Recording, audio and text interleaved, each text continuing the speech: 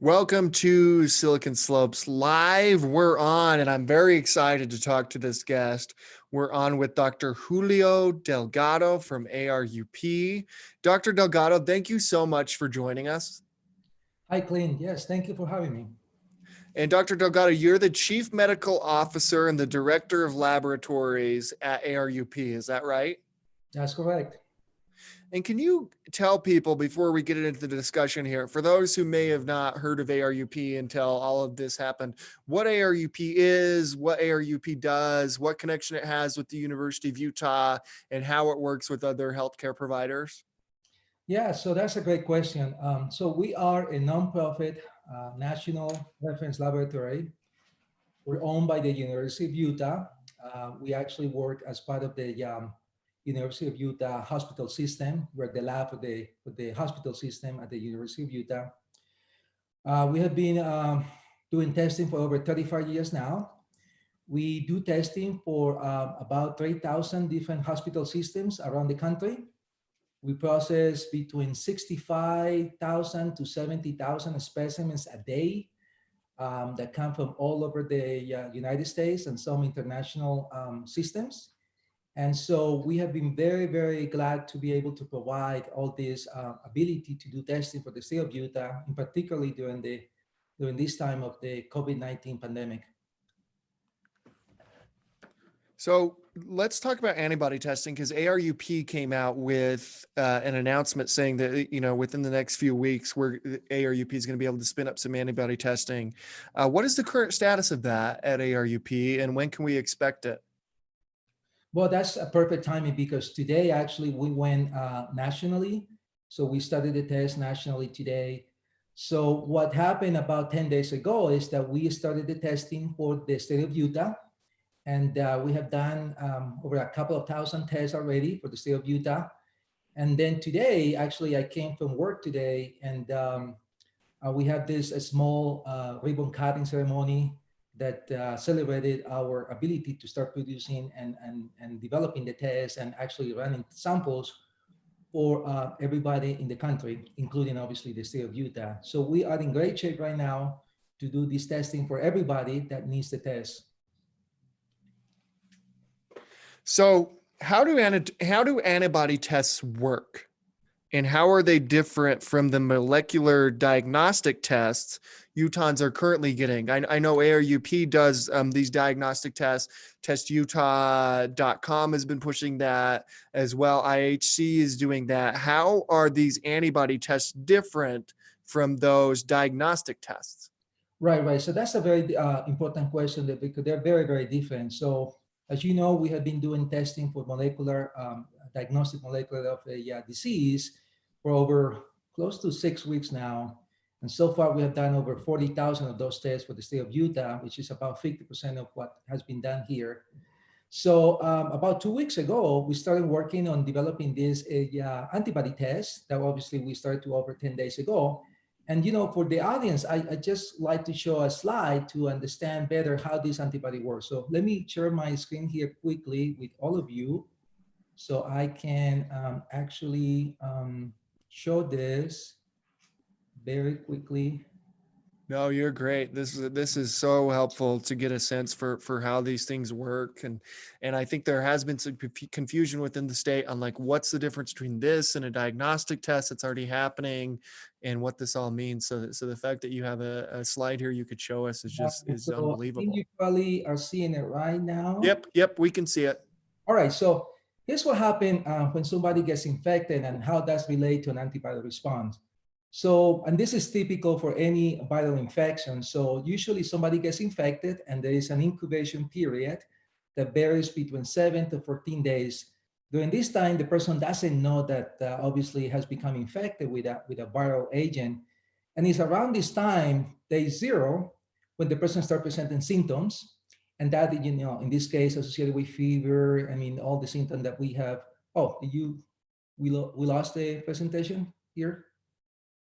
Did we lose it? What happened there? I can't see it anymore. I think you may have pushed forward. There you go. Yeah, you're back. Okay, I'm sorry. I'm new. No, you're good. No big deal. Yeah, yeah, you're good. Okay, so basically what happened is that, so the person starts presenting symptoms, and at that point, there's one antibody, one of the two antibodies that actually can be measured in this disease. It's called IgM antibody. This is an antibody that starts producing almost immediately after the person presents with symptoms.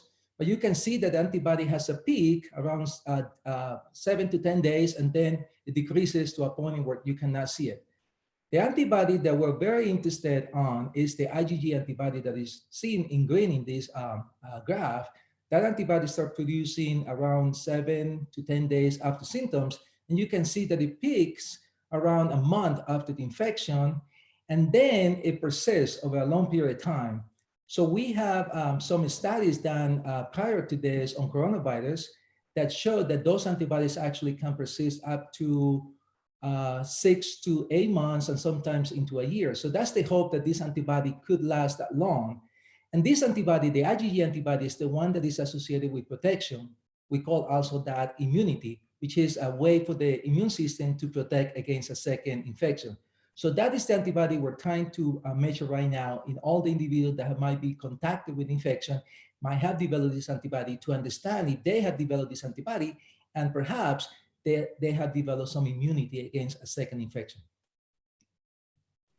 Dr. Delgado, I'm wondering, what does a positive antibody test result mean, and what does a negative test result mean?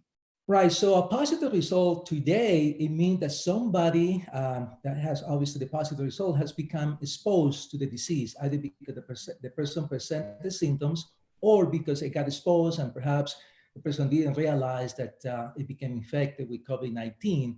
So that's what we know today about a positive result. It can also, and this will have to wait a little bit, it can also mean that the person has developed immunity, protection. And this is what I was trying to explain, that we know that those antibodies can persist sometimes for the whole life of an individual, but sometimes they decrease. But at least for a period of time, that person could be protected against a second infection. So that is the great information that you can get from getting this antibody test.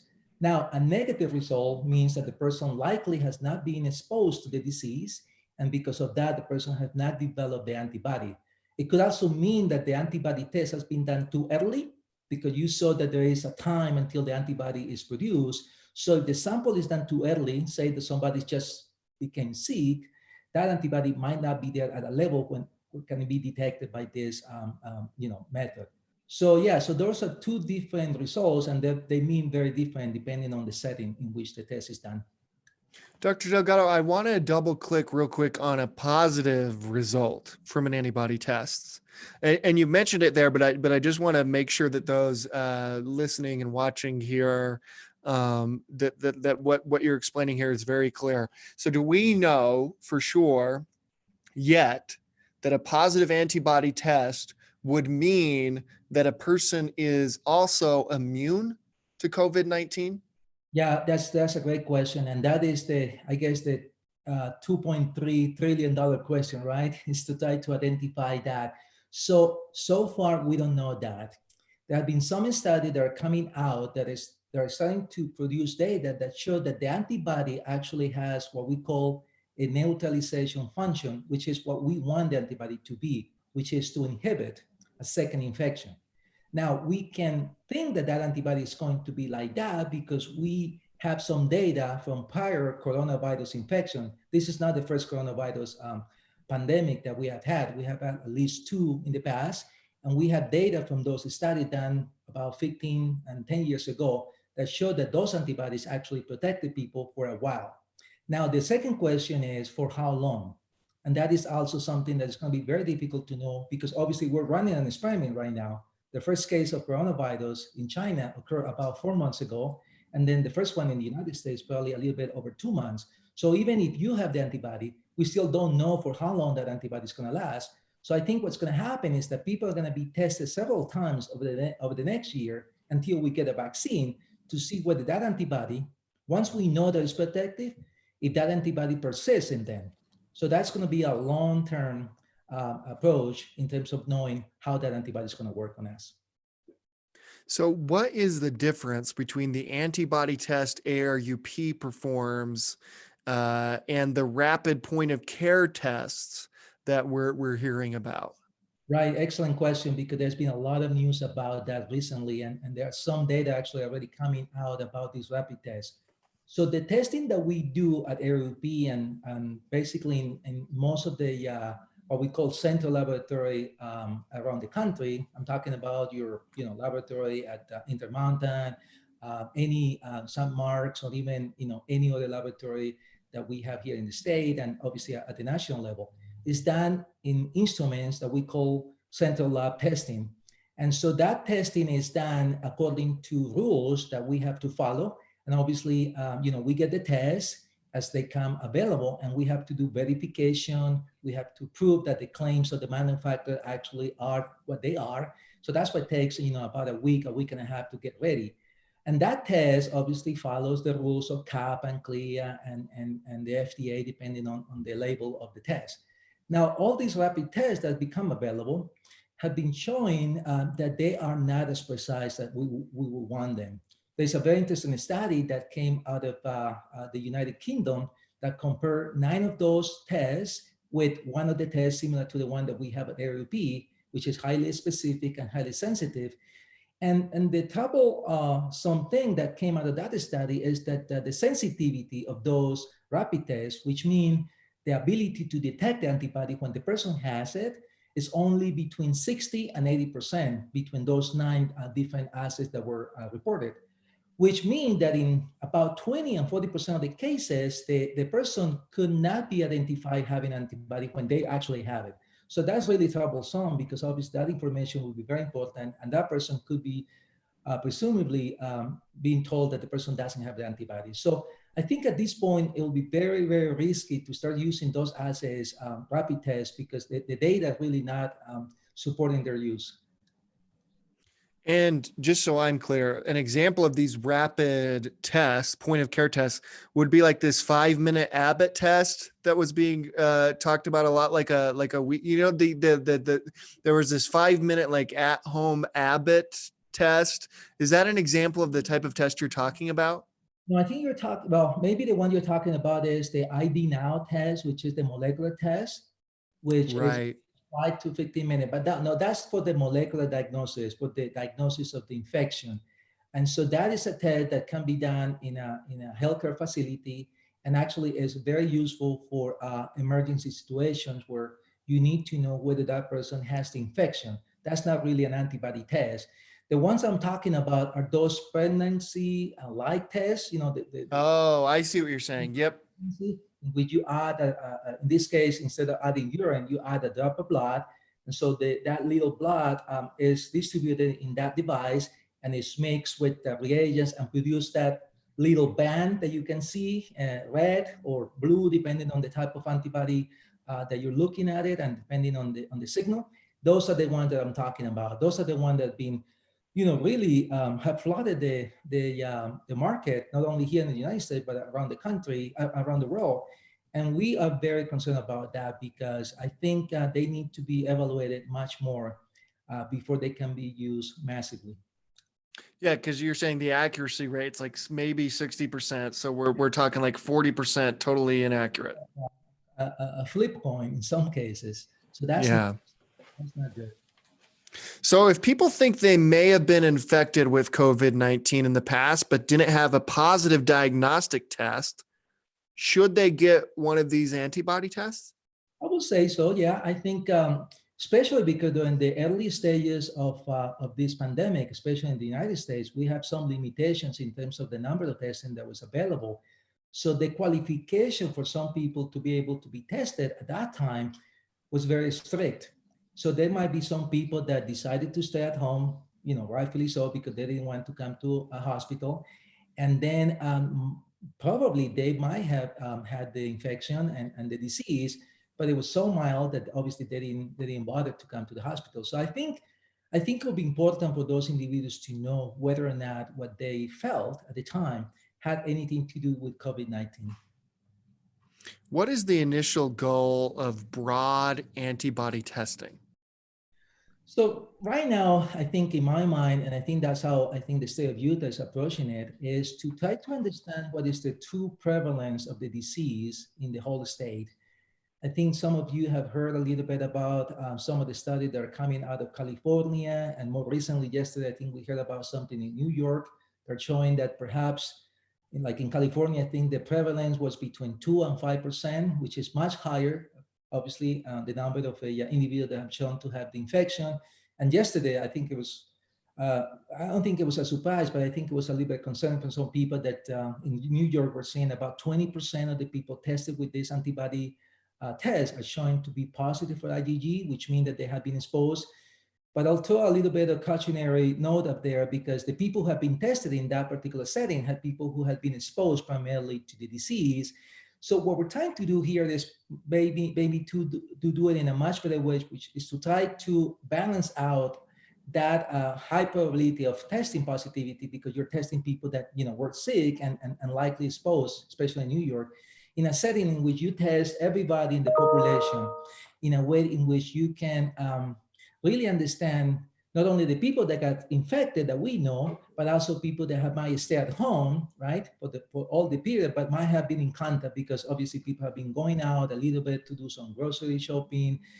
They might be doing some, running some errands, and sometimes coming to work because they have to do that. So that's the type of study that I think will be important to do. And as a matter of fact, that is being planned already. Dr. Delgado, how is ARUP collaborating with other healthcare providers on a statewide surveillance study of the prevalence of COVID-19 in Utah? So that's very, very good because in fact, I believe that the study has been approved for funding by the state of Utah. I think it's been a great collaboration between ARUP, the epidemiology team from the Utah Department of Health, and also from the University of Utah. They have worked very hard to make the design of this study. We're gonna be doing the testing, and we're gonna provide that wonderful information that we require across the state of Utah to understand how the infection has spread out in different counties, in different neighborhoods, because so far we know about the people that become sick, right? The people have come to the hospital, the people have presented with symptoms, but we don't know a lot about what has happened in the community. And that will be very important to know as we plan this, opening of some of the business and some of the things that we're trying to do so we can get back to some type of normality. Dr. Delgado, thank you so much for everything that you're doing, ARUP's doing, University of Utah Health, the state epidemiologist, but in particular, ARUP has just been leading the way on this from day one. Thank you so much for everything you're doing for our state, for our community to get widespread testing available. I'm sure you've seen that the state of Utah is top 3 in per capita in testing, and that's thanks in no small part to the efforts of you and ARUP and the University of Utah. So thank you for what you're doing here, and I'm sure we'll have you again as on again as we start talking about ramping up these antibody tests and the best way to get them accessible to all Utahns. Well, I'm very grateful that you invited me to your program. I think what you're doing is fantastic. I think communicating information to the people of Utah is wonderful so we can make the right decision as we face new challenges they're facing every day. I think for us at ARUP, I just want to make sure that people understand that this is the work of 4,000 people. We have more than 4,000 employees. And I take all the credit for this, obviously, because you invited me and it appears like I'm the one doing everything. No, I'm just only one of the people that participate in this effort. So very, very proud of doing this for the state of Utah.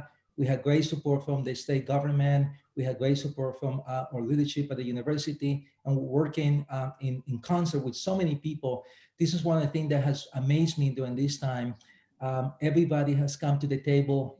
Everybody's come with their expertise, and they're providing ideas. So all the planning, all the things that we do, we execute is based on everybody really providing information. And Silicon Slopes particularly has been a tremendous partner in this effort. So I really thank you for everything you're doing also for the state of Utah. So I congratulate you and thank you very much for everything. You bet. Thank you so much, Dr. Delgado. We'll talk to you again soon. Have a great day. Have a great weekend. Thank you. Hey, bye-bye.